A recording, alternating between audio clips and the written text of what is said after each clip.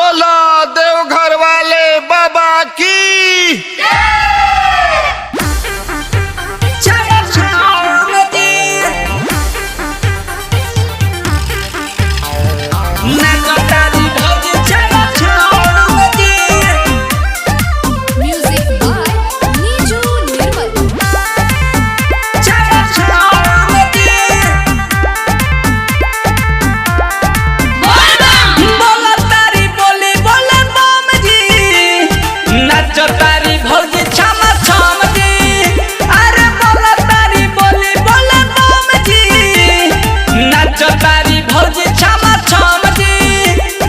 भगती में रहेली मगन जी, करेली न तन को शरम जी।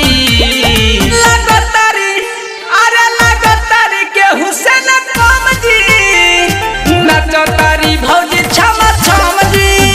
अरे बोलतारी बोली बोले बम जी, नचतारी भौजी छम छम जी। छम छम जी नचतारी भौजी छम छम जी। गेरुआ कलर पेन्ही सरियानु हो, सरियानु हो, सरियानु हो। मंगलवारी भोला के कंवरियानु हो, कंवरियानु हो, कंवरियानु हो। शिव जी के हरी शिशिया हो, नची नची मारेली मुसुकिया हो, मुसुकिया हो। कहतारी रुकब नहीं हम जी, भोला जी के करब दर्शन जी। सावन सावन बरसता रमझम जी, नचतारी भौजी छम छम जी।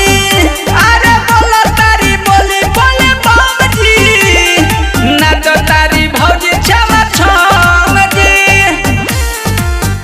छम छम जी नचतारी भौजी छम छम जी। भांगे धतुर बेल पाती नु हो, पाती नु हो, पाती नु हो। लगे आइल बाड़ी भोले खाती नु हो, बज खातिर नु हो, खातिर नु हो। अरे हमारा के कांवर थमाई देली हो, नीजो धीरज के बोलाई लेली हो, बोलाई लेली हो। साथे बारे राज करम जी, मारो तारे गाजा